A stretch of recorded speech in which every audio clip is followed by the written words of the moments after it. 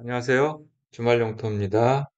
예, 오늘도 저희 현장은 건설을 잘 하고 있습니다. 건축 문제 없이 잘 진행이 되고 있고요.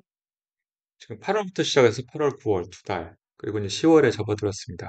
그래서 예상컨대는 10월 말까지는 가야 되지 않을까? 그렇게 생각을 하고 있습니다.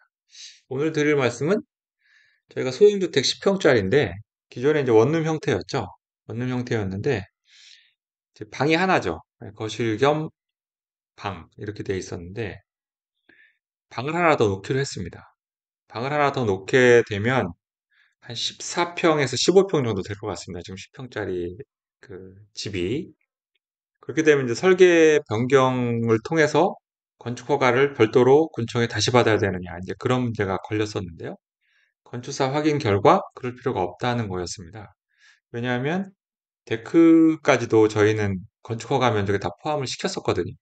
그렇기 때문에 추가적인 면적이 증가하는 게 아니기 때문에 추가적인 건축 허가를 받을 필요가 없다.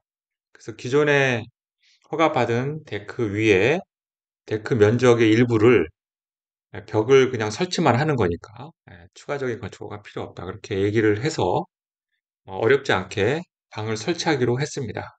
다만 방을 설치하면 이제 판넬 비용이 추가로 들 것이고 창 비용도 추가로 들 것이고 바닥 난방 비용도 추가로 뭐 들겠죠.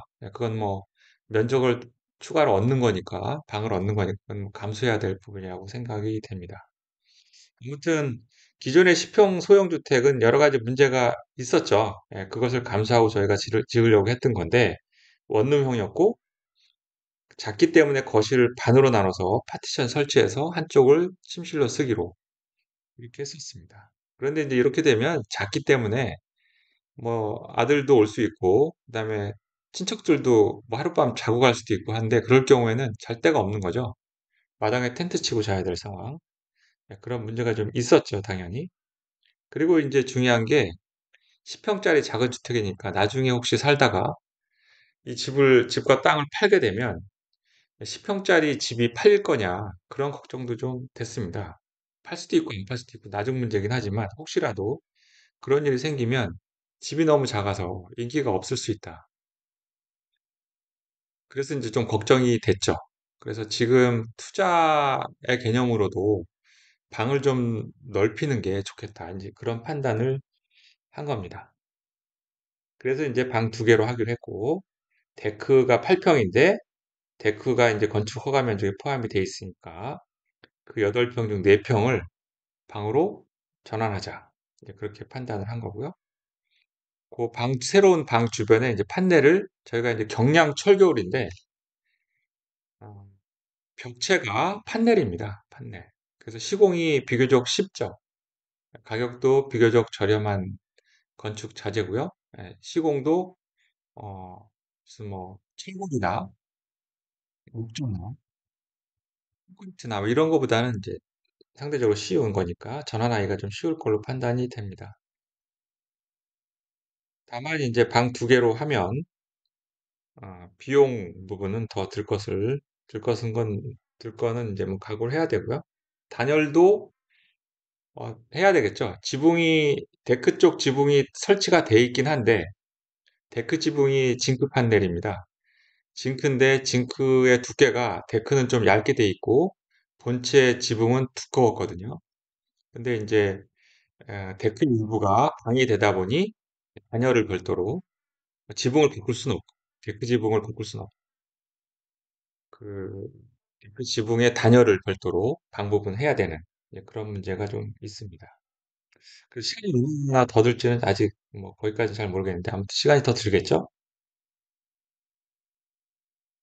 그래서 공사는 뭐 문제 없다고 합니다. 시공업자 사장님도 크게 아직 크게 진행이 많이 돼 있지 않기 때문에 일부 뭐 했던 것을 다시 부시고 뭐 할 부분이 있지만 벽체를 부시고 문을 만들고 뭐 해야 되는 부분도 있지만 크게 아직 그렇게까지 진행이 많이 안 돼서 뭐 그래, 그나마 다행이다.